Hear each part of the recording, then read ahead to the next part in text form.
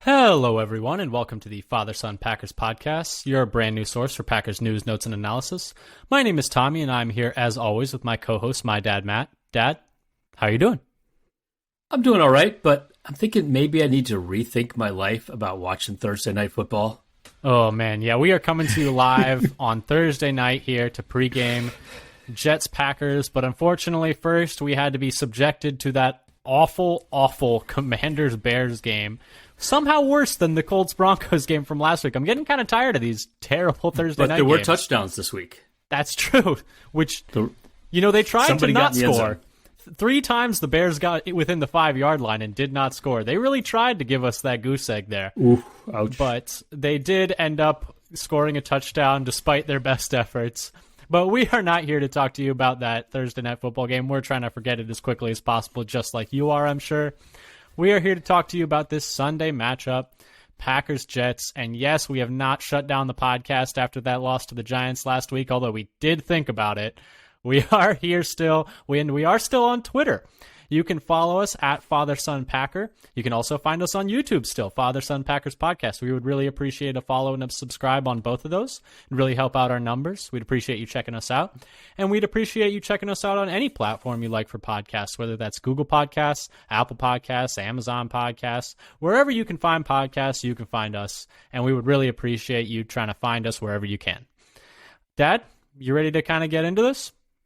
Sure, let's jump right into the injury report. Yes, like we do. Not as extensive as last week. Not nearly as extensive as last week, yes. Like we do every week, we like to start our pregames, which we do every single Thursday night, with the injury report. So we're just going to read them off to you. Again, this is as of practice on Thursday, so these might get updated a bit later in the week, but this is what we have now. For the Packers, both Bakhtiari and Jenkins were limited each day, which seems to kind of be what they're sticking with as they recover from their respective knee injuries. Stenavich did say that Jenkins looked the best he had all year last week versus the Giants at right tackle, which is definitely a sign that it seems like he's kind of rehabbing well. Tipanalii was a DNP both days with a hamstring injury. Rashawn Gary was a new addition to the injury report, which is definitely something we want to keep an eye on, with a toe injury. Mercedes Lewis had his usual vet rest on Thursday.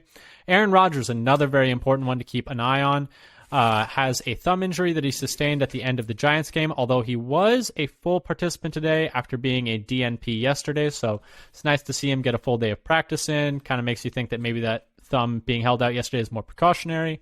Christian Watson... but he did have it taped at practice. Yes, that is a good point. He did have it taped at practice. But full participant. Yes. Christian Watson was a DNP both days with a hamstring injury, and Devontae Wyatt, their first-round pick that was not Quay Walker, was limited both days with the same quad injury that he missed the Giants game with. Kylan Hill is also now... is he officially off the PUP list, or is he just practicing? No, he's not off the PUP list. They just started his... return window. So once he's got 21 days.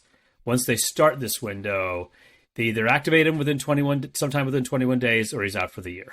Yes, but he is back at practice. I think he could give us a really good boost in the kick returning unit, especially with Watson out once he's activated, that is. So he won't be playing this week. But it's nice to see Kylan Hill back out there after he tore his ACL during a very promising rookie year. Dad, any other notes you want to add on the Packers side of the injury report? I guess the only thing is I feel like Watson is very unlikely for this week, seeing as it's his second hamstring injury. I think they're going to have to rest it for a couple of weeks to try to get him so that he can be at full strength towards the end of the year. It's unfortunate for his getting more reps in practice and development, but I'd be very surprised if he's able to play this week. I agree. And Wyatt, it's a little hard to tell if he's actually improving or not with his practice schedule right now. Yeah, and it sucks for Watson, especially because he missed most of camp with a knee injury, and he's in danger of missing his second game with a hamstring injury, and it just seems like it's really slowing his development because he's already having trouble getting targets in this offense. He's mostly just getting design touches right now, and you just feel like he needs the game reps to become a real part of this offense. But anyway, Dad, that's kind of all we had for the Packers. Let's move on to the Jets injury report.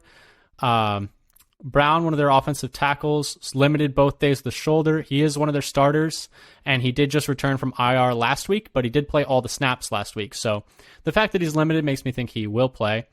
Johnson, one of their defensive ends, has been a DNP both days with an ankle injury. Carl Lawson, another one of their defensive ends, one of their better players, it was limited on Wednesday, but was a full participant on Thursday, also with an ankle injury. Seems like that's kind of moving in the right direction for him, and he will play. Mosley went from limited on Wednesday to full on Thursday with a hip injury, so seems like he's going to play. And then Williams, their other linebacker, was limited both days with an ankle injury. Both those guys are their starting linebackers, so it seems like they should be fully healthy, or pretty healthy in this game for the Jets. I think mostly, yeah, the fact that they got Brown back last week. My guess is they're just doing a load management for his shoulder after he just came back. This was activated a little over a week ago, maybe even under a week ago. And the only one I think is in real danger of missing is their defensive end, Johnson, who backs up Lawson. He hurt his ankle in the last game.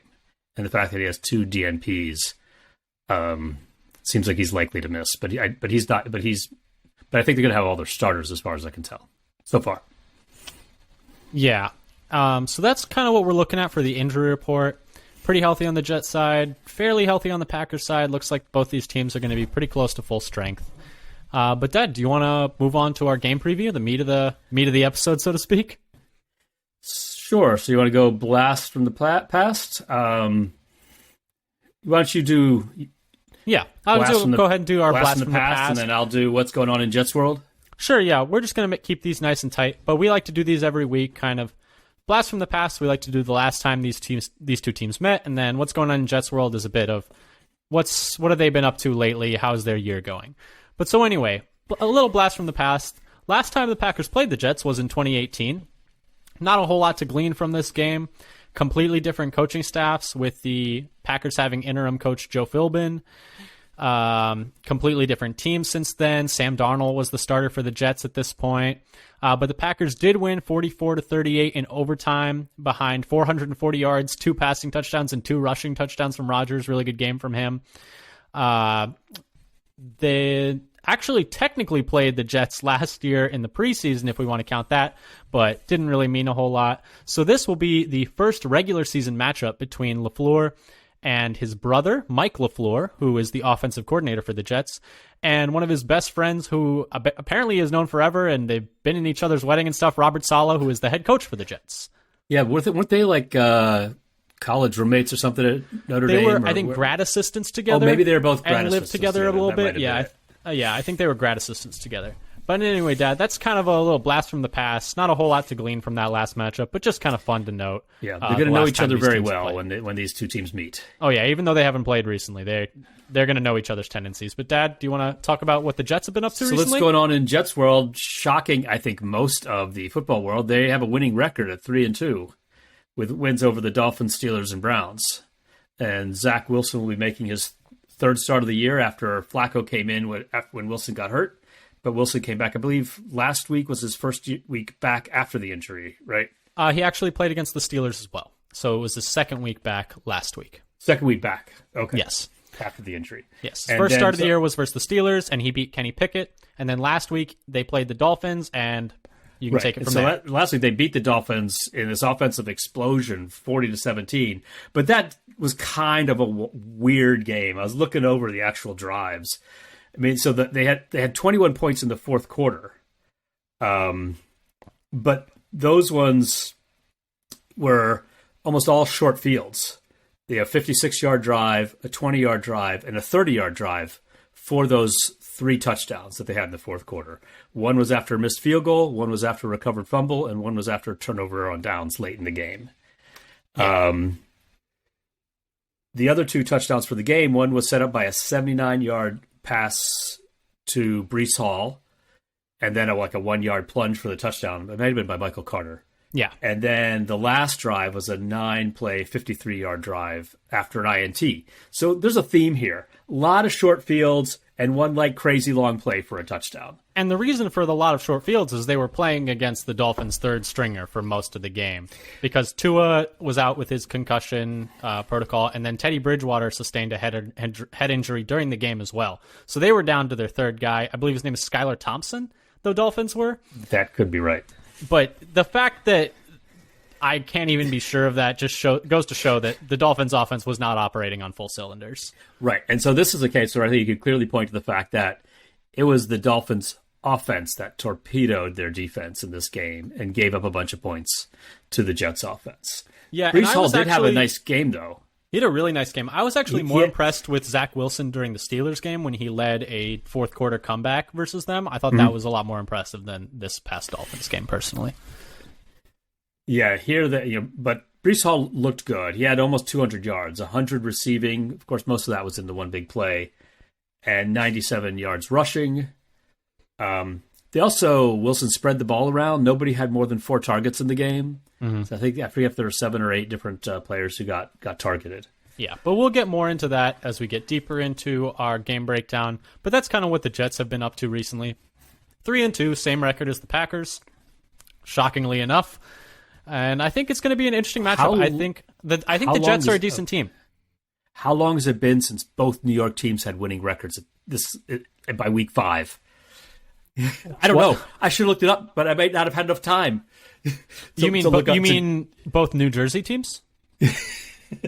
Both. All 3 New York teams? Playing on top of Jimmy Hoffa's Tomb teams? Yes, exactly.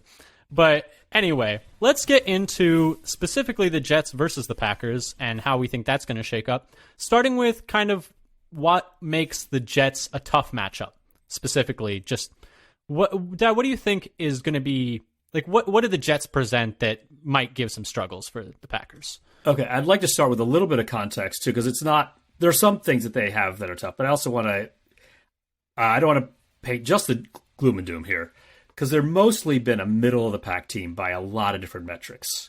Mm-hmm. 17th by DVOA overall for Football Outsiders. They're middle of the pack and a little bit middle of the pack in a lot of both offensive and defensive line metrics. Pass rush win rate, run stop rate, pass block win rate, run blocking win rate. They're all kind of in the middle third or very tight to the middle in all of those, as well as in run blocking and pass blocking by DVOA for Football Outsiders. But one thing that they have been good at, in particular, PFF has them as the 7th best defense. It seems more likely on the back of their secondary rather than their defensive line play. Yeah, and if I could just add, my note is specifically about their secondary, if you don't mind me throwing it in there. But what I thought was going to be tough for them is their secondary is really legit. I mean, Maggie Loney of Packs What She Said is where I got this information from. Great podcast. You should check it out. But they have 7 interceptions and 23 passes defended on the year so far. For reference, the Packers have 1 interception and 7 passes defended on the year so far. So they have as many picks as we have passes defended. That's insane. And their secondary is pretty legit. I had that same note about they have the same number of picks as we have breakups. Yeah. And part of that, I think, is the Packers' defensive backs have been playing so far off the ball, off the receivers, that they're not in position to touch the ball before it gets to the receiver. Yes. But anyway, this is about the Jets. We can rant about the Packers in a little bit. So I'll just point out a couple more things that the Jets seem to be, better at this year. Their special teams, they're 5th overall in PFF and 2nd overall by DVOA. So both of those different metrics give them a high grade. Green Bay, by the way, is 10th, which is a huge improvement versus last year. 10th is amazing. I would have taken 20th. Yeah. And one thing the Jets are good at in running the ball is running wide left. They're 4th in the league, which is, and average, everywhere else. Average straight behind the left tackle, and then bad, actually, center and right side of the lines. So kind of similar to the Giants, if you remember last week. It was very similar. They're very good wide left and not so good over the rest of the running behind the rest of the line. Which is interesting because, like we said, Brown, who came off of injury, is now starting at left tackle for them, mostly because Mekhi Becton got hurt during the offseason, and Mekhi Becton was slated to be their starting left tackle, and then they brought Dwayne Brown in, and he's filled in very nicely for them. My other note for what is making the Jets difficult is also in regards to the run game. I just think Brees Hall is really ramping up now. I mean, in the past 2 games since Wilson started, he had 17 carries for 66 yards and a touchdown versus the Steelers, 18 carries for 97 yards and a touchdown, and 2 receptions for 100 yards versus the Dolphins. I mean, when he's in space, he's so dangerous, and the Packers linebackers are going to have to tackle well. and the Packers edge rushers are going to have to contain the run. I thought they did a pretty decent job containing Saquon, but then that one explosive play out of the Wildcat happened for 40 yards, and it led to a really important touchdown for the Giants. The Packers can't afford to give up a play like that versus the Jets again this week. Yeah, was Hall the first running back drafted in this draft? I think so. Yes, in the second round. Round. Yes, it was it was in the second round, but he was the first running back drafted this year. I believe so. Yes. Yeah, so other thing is very, very highly thought of, but he's been doing well. Yeah, I would say I agree with on your point last week. They did a pretty good job play to play, so that most plays for the Giants running were not that successful, but they did have the one big run and then the one big pass to Saquon once he got out of space. And it seems to be again this issue of the front is doing okay, but on the few times they get through the front, they're dashing downfield. Yeah, I mean. So we hope to stop that this week. It's just so tough. They need to tackle better. They need to pass off like routes and zones better. They need to communicate better. I mean, it's so many small things that they're making mistakes on that it's hard to clean up so many different things at once, but it's a lot of things becoming a confluence of factors into that. They're letting these guys get all this open space, partially because they're playing so passively. And you can't do that with these players who, once they get into space, are so dangerous. But anyway, Dad, let's move on if you want to, if you're fine with that, onto how we think the Jets will specifically try to attack the Packers. Do you want to start? So I'll go a little bit of what I think the Jets are going to try to do on defense. And I think there's going to be aggressive and go for turnovers and try to force short fields. So they really took advantage of this against Miami, as we were talking about. But they've also, if you count turnovers on turnover on downs, the Jets have scored off of a turnover in every game so far this year. Mm. And so I think that's going to be one of the keys to their success, because they've had a fair number of their scores off of short fields. And the Packers have been uncharacteristically turning the ball over. Under LaFleur, for the most part, the past 3 years, they had been very good with protecting the ball. This year, it's been bad. They have just been giving away possessions that they can't afford to give away. Because they're not getting any turnovers of their own to balance it out. Really low. And part of that is how far off they're playing. And I think there are two things, actually, that comes of that. By playing so deep, covering the receivers, they're also way out of position to support the run. And one reason why they're getting so deep upfield once they get through the line. Yeah. But we're going to talk about that in a bit. Do you want to continue with your Jets thought? I have one so another thing I think that I noticed that the Jets are doing is I think they're going to try to speed up the game. So the Jets actually run the fastest pace offense in the league per Football Outsiders in terms of the number of seconds per play. While Green Bay is like the fourth slowest. So they sped up. Green Bay was dead last for a while, but now they're like fourth to last. So they're moving up in pace of play. But the other thing that's interesting, and I'm not quite sure what this means, they're actually forced the most seconds per play when they're on defense. I'm not quite sure what that means. But there's a little bit of conflict here between the speed of the Jets' offense and how long the Packers are forcing their opponents to take on offense. And I don't know if that's something about... It could be noise, and that they've happened to play some slower-paced teams. If it means anything at all, it could be about the teams like calling audibles and adjusting to the defense. But I'm totally making stuff up right now because I didn't dive quite deeply enough into that. But what's interesting about the pace of play is Matt LaFleur's brother Mike is calling plays on the other side, and they're the fastest team in the league, and we're almost the slowest. What's going on? I mean, Aaron Rodgers plays a slow style of football. He likes getting to the line. He likes taking his time. He likes reading the defense. I think it's pretty clear that that's why we're slow. But I think it's a marriage of the two. Rodgers likes to survey the defense to the last second, but Matt LaFleur takes a while to call those plays in. But anyway, the way that I feel like the Jets are going to try to take advantage of the Packers is through the interior, specifically the interior pass rush, specifically targeting Royce Newman, and specifically surprise. And specifically Quinnen Williams targeting Royce Newman.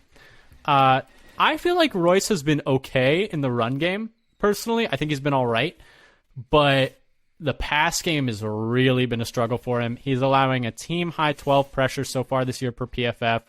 Last week, he really struggled against the Giants and Dexter Lawrence. And according to Jacob Morley on Twitter, while Dexter Lawrence is a very good player, he has a win rate from a true pass set of 27.8%, which is fourth in the league for interior D linemen. Very good. It makes sense why Royce Newman might struggle against him. It's not getting any easier this week. Quinnen Williams is third in the NFL with a 28.6% win rate. For reference, Kenny Clark is second. But it's another really tough matchup for Royce. He's got to play better this week. He's kind of getting his ass kicked last week. I feel like we almost had to pour one out for him after that one play where Dexter Lawrence just planted him. And so we hope we don't have any more of those against Quinnen Williams. Am I just totally spacing on this? But I had this brief moment of hope a few years ago where it seemed like the Jets maybe were just going to blow everything up and trade away Quinnen Williams. And maybe there was this pie in the sky, like every player that's ever available could maybe go to the Packers. Players, they never trade. A franchise never trades good young players. That's why all these people talking about, the Panthers are going to trade DJ Moore. No, they're not. They are not going to trade us DJ Moore. He is 24 years old. He will be good in 3 years when they're good again. They're not going to trade him. You know the one difference between him and Quinnen? He's on a second contract, and he's making a lot of money. It's costing more money. But they're not going to trade a good young player. I just don't see it happening. But anyway, that's kind of the concern I have, is that Royce is going to get kind of dog-walked by Quinnen Williams, and they're going to need to help him. I'm a little concerned because I think that interior pressure made Rodgers a little trigger-shy. In the last game, you could see there was a specific play down the right sideline to Dobbs that I know a lot of people have retweeted where Dobbs is open, and then Newman starts to get pushed back, and Rodgers doesn't quite pull the trigger because he feels like Newman's about to get dumped in his lap. And it's just kind of a product of Newman really struggling this year. And it makes you wonder how long it'll be before they think about making a change, whether or not they think they'll make a change. I would like to see Tom at right guard. For some reason, during the offseason, they gave him no reps at right guard. They only gave him reps at left guard, which continues to mystify me. I did not understand that, why they just skipped over right guard and tried him out at left guard. When you have an established left guard, John Runyon has not allowed a single pressure this year at left guard. The only guard in the league who's played that many snaps, yeah. And to not allow no pressures. It's crazy because Runyon... You knew Runyon was going to be one of your better starters. Why are you giving Tom his snaps instead of Newman's? I don't understand it. That will forever remain a mystery to me. I think why they did it that way in training camp. Yeah, and now you can say, it's hard for Tom to learn a new position like right now because he didn't have time in the offseason. Why weren't you giving him snaps at right guard in the offseason? Right guard was besides left tackle, obviously, with Bakhtiari's question marks. Right guard was the position with the most question marks. You had Jake Hansen starting there. I know. They were mixing in Hansen and Newman. You were apparently more okay with Jake Hansen starting there and Tom starting at left guard than Tom starting at right guard and Runyon starting at left guard. I can't understand why they thought that was the move. That's one of my biggest question marks from the offseason is, why aren't you setting up Tom at right guard? Why is Sean Ryan inactive every single game if you drafted him in the third round? And Caleb Jones is on the NFI list. You don't even have all of your linemen? Yeah, well, Caleb Jones is sick, so I don't... No, that's what I'm saying, is Caleb Jones is on the NFI list, and you don't even have Ryan activated.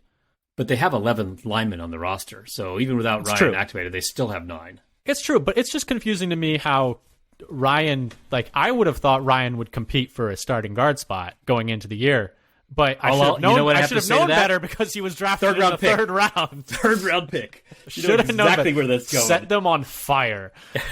Just trade them for 2/5 or something like that. I don't even care. Trade them for 1/5.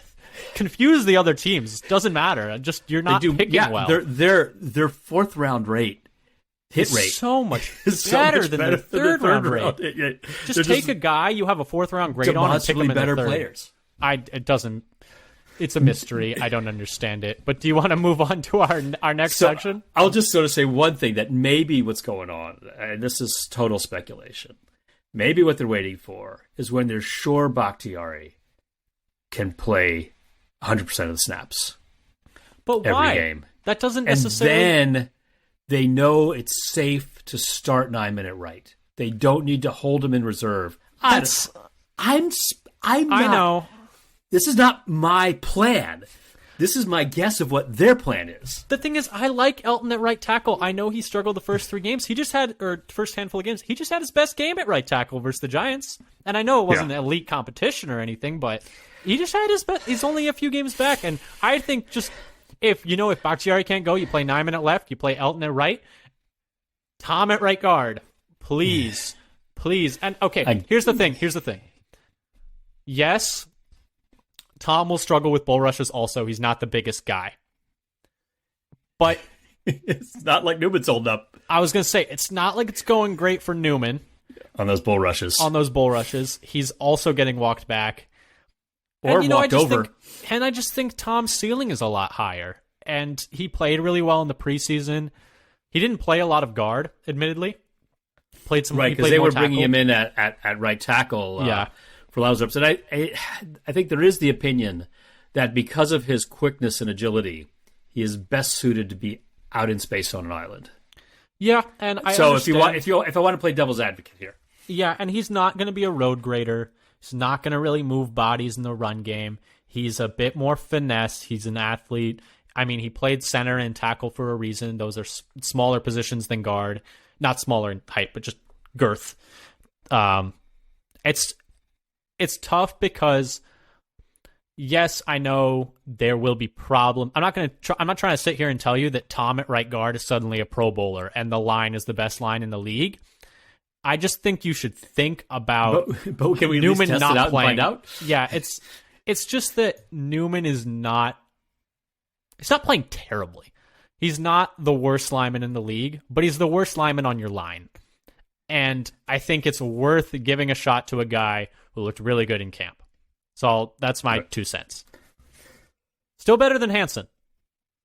Oh, yeah. To be fair. So let's move on now. Let's move on now that we got that little rant out of the way, we'll move on to how you think the Packers might exploit the Jets. Yes, the Packers let's move on to the will Packers have a game. exploiting the Jets. The Packers are going to have a game plan too. You know, it's not like they just run out there and the Jets get to exploit them willy-nilly.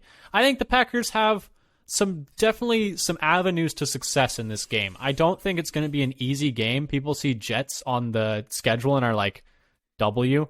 I think the Jets are actually a decently tough matchup. And I think that the main thing the Packers need to do, and the main advantage that they have, is at the quarterback position, and they just have to take advantage of Zach Wilson's inexperience. Currently, according to Jacob Morley on Twitter, Zach Wilson has a completion percentage of 18.8% under pressure, which ranks dead last among starters. And the Packers never blitz, and as we detailed last week, as Benjamin Solak detailed in his article for The Ringer, if you haven't checked it out, It is one of the best Packers articles you'll read all year. It's excellent. It's an excellent read. It's so in-depth on both the offense and the defense. But one of the things he highlighted, and that we talked about last week, is that the Packers' first and second down defense is so awful and so non-aggressive. They never blitz. You can see some blitz numbers that say they do, but as Solak reiterated in his article, that's just because they're playing a bear front and rushing the 5 that they have down. It's not really a blitz. They have like the lowest percentage of secondary members sent pass rushing so far in the league. They have to be more aggressive with Zach Wilson. I am begging you, Joe more Barry. Creative. I think they're not even putting in many stunts or other disguises. They are just saying, go win your one-on-one matchup, guys. You guys got this. And it's just not working. And they need to pressure Zach Wilson because he's young. He's inexperienced. He has less than a full season starting, or about a full season starting at this point. They need to put him under pressure. He's not very good under pressure. If you let him just sit back there and pat the ball, I mean, who knows what could happen. And he's fairly mobile, so it can be difficult to put him under pressure, but you got to try and confuse him up there. It's not okay. I don't know how else to say this. It's not okay if you play vanilla. I will not be okay with it. I will not be physically, mentally. any kind of way okay if I just sit there and watch them rush 4 every single down with no stunts and twists. I will be unwell. And they use the word vanilla to mean it's like bland. This is much worse than vanilla. Vanilla has a lot of great flavor. This is like unflavored. This is just right. It's like unflavored ice. soy extract. This it's is like a snow cone with no syrup. This is terrible. Yeah, let's not give vanilla too bad of a rap by comparing what they're doing to vanilla. Yeah. It's not fair to vanilla. Like it's not fair to vanilla at all. Vanilla has so much more flavor and interest than what they're doing on defense right now. It's so bad. And Joe Barry did say today in his interview that he wants to be more aggressive with his defensive backs.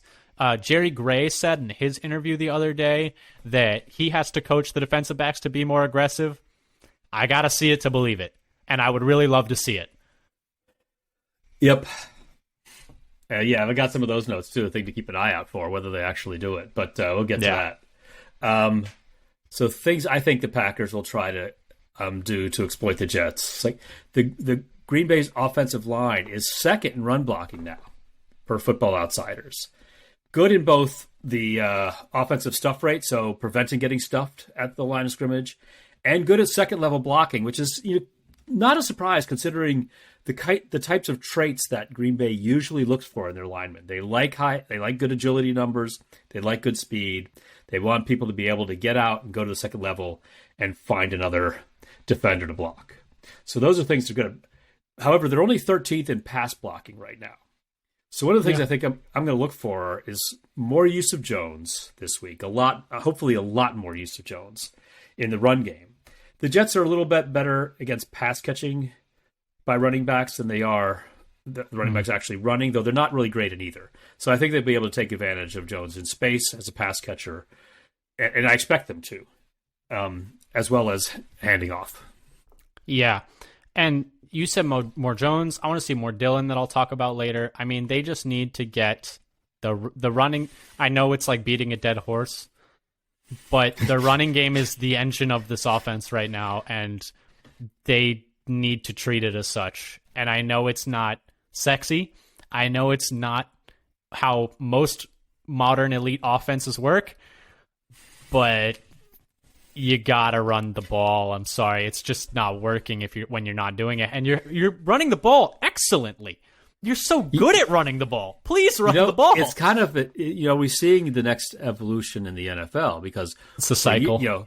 Several decades ago, it was all about the run, and then they started gradually changing the pass coverage rules, how much contact you could make, protecting the quarterback.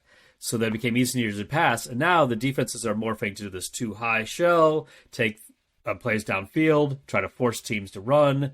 And so now teams are starting to take advantage of that by running more. We'll see where this leads.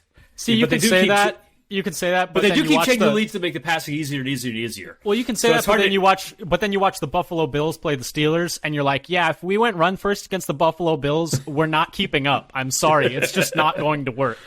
Do you think this team in their wildest dreams can keep up with the Buffalo Bills right now? My goodness, that team is a buzzsaw.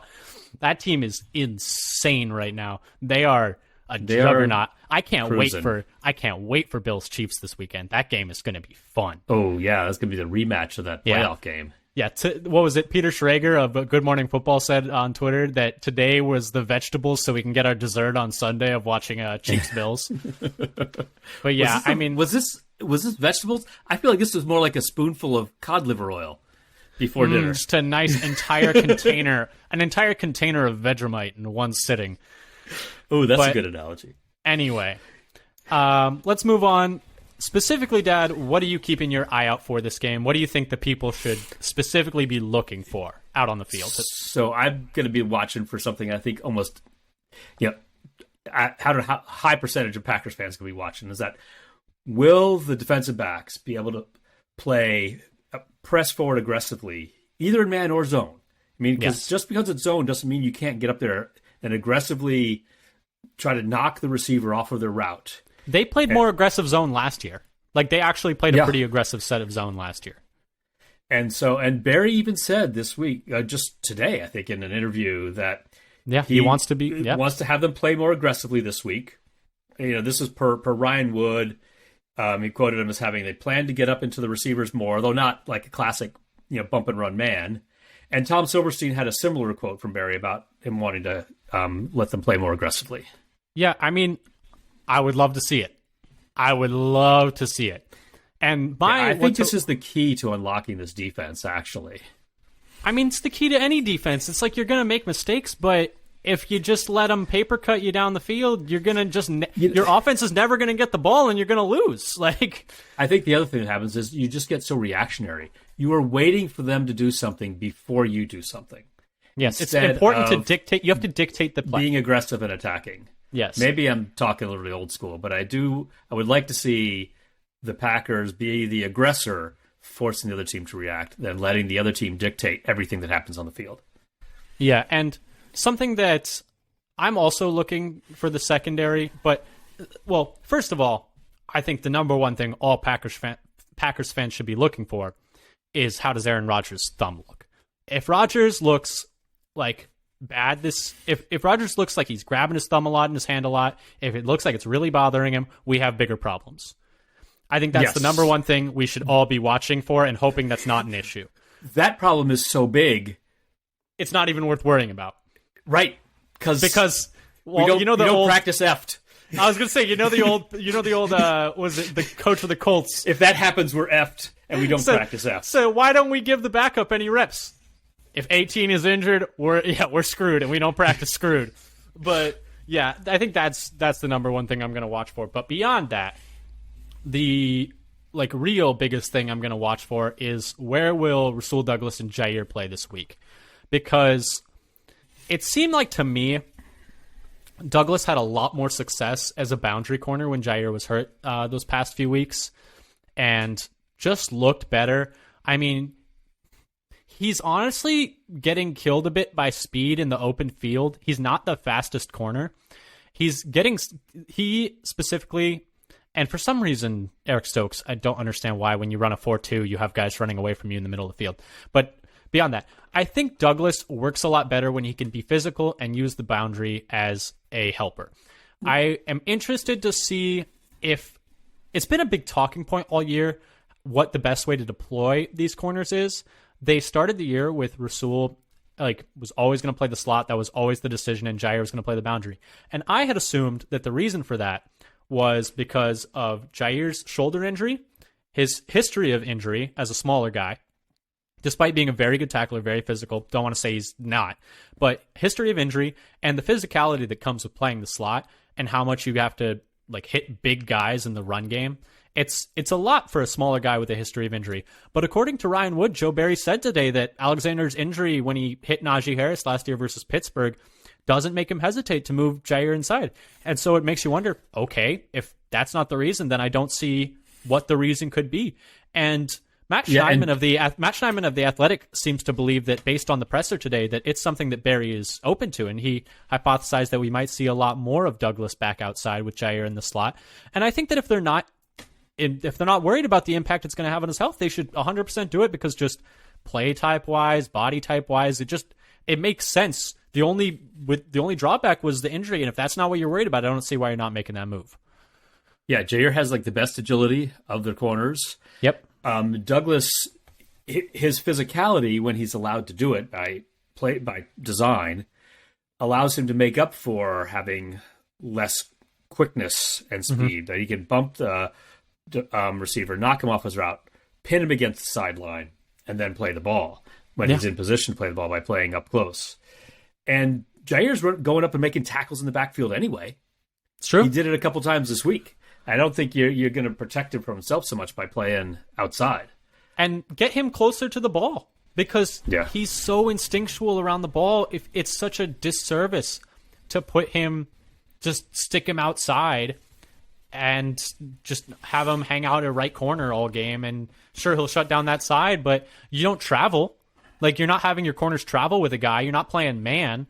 What's the point of playing him on the boundary all game if the only point I could see to keeping him on the boundary is if you're switching sides each time and you're having him travel with the best outside receiver, but you're not really even having him do that. So it's just a waste of the highest paid corner in the league if you're not going to have him travel with a man and you're also not going to move him closer to the ball. That's just my 2 cents. The only reason I was defending this decision was because I thought they had concerns for injury. But if that's not it, then you make the move. I would love to see them do it. I don't know how long it'll take because I think coaches, and I think people in most professions, like to stick with what they've already started because they believed it already. And so it takes a long time to convince somebody that the reasons they chose something were wrong. Mm-hmm. Because you already analyze something and decide, okay, this is the way I want to do it because of these reasons. So it takes a while to overcome the decision-making process that already happened once for most people, rather than to, okay, oh, well, this isn't working. I need to try something new. Yeah. And admit that it's not working. So we'll see it's not working. How long it takes before this will happen. I'm hoping it'll be soon because I think if they can do this, I think the defense will improve dramatically. Yeah. Do you want to move on to our players to watch? Well, I did have a couple more little points. Yeah. So go ahead and keep an eye out for. So one thing, with Watson out, most likely, I mean, it's not sure, but I suspect that they're going to be careful with his hamstring. Will anybody be doing motion? He's been the main guy in motion. When he goes out, I think the whole offense suffers. And either that's because of they don't do as much motion or they don't have the speed element going downfield. I'm not sure which it is, but it would be nice to find if they can get somebody else in motion. Maybe even if they do Jones, they have him split wide and then they have him run in motion. If they do 2 backs, but not a classic pony package, both in the backfield, you have Jones running motion, perhaps. I'm spitballing here. I think that's a really good note because they really suffered in that Tampa game from the lack of horizontal spacing. Like, there's so many clips online that you can find on Twitter where you can see a edge defender or a linebacker being held out to the sideline by the threat of Watson's speed, and then they just don't run. Like, you can still get that effect with a slightly slower guy. The guy does not have to run 4-3-1 for that to be a threat. I would love to see, because last year they would run Lazard in motion. They would run. Yep. They would run EQ, Lazard. It wasn't always like MVS. Yeah, and it doesn't have to be the fastest guy. Exactly. Somebody that catches the linebacker's eye and makes him take like a half step with that motion guy.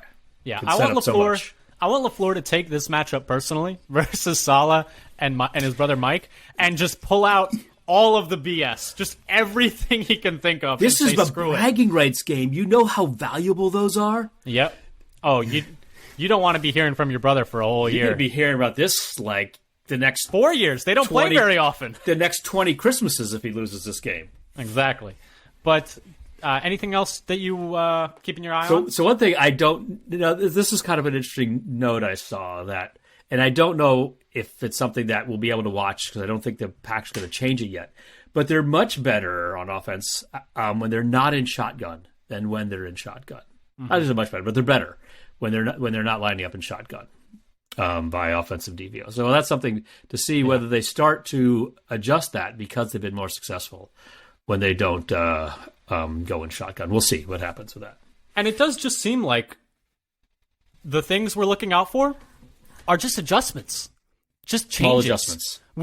We just want them to do things differently than how they're not working.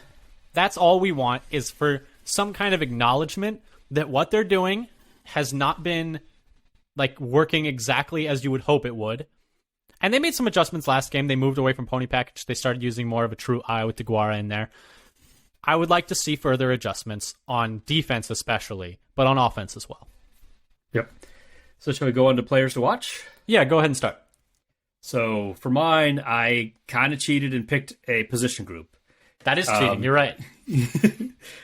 I'm picking as a player the whole offense. No, it has big. I'd like to declare bankruptcy from The Office, where it's like, you can say that, but it doesn't mean anything. Where he just walks out of his office and he's like, "I declare bankruptcy." But I'm going with tight ends. Okay. I'm very curious to see if they're going to start throwing to Tunyon more as he's getting healthier. And also, will DeGuara be on the field more? Felt like he was doing good things. The offense was looking pretty good while he was there. But they didn't use him very much. And so those are the players I want to watch. Are they going to get more snaps and more targets? And we're not the only people who seem to think that DeGuara has more of a role in this offense than he's been given so far. I mean, Dusty Evely, who's a great follow on Twitter, does some awesome film work on offense. Really, really offensive, like X's and O's guys, really knows his stuff. Big DeGuara guy, really wants to see him in the offense more. Andy Herman really wants to see DeGuara more in the offense of Pack-a-Day. I mean, it seems like a lot of people are realizing that I think DeGuara has a lot to offer, both as a blocker and as a guy in space and on the move and those little dump-off passes. He's got his juice back. I mean, it takes a while for some guys to come back from a torn ACL. He didn't look that fast last year, but he looks a lot better this year. His lead blocking has looked good just about all year and in the preseason, if I recall correctly.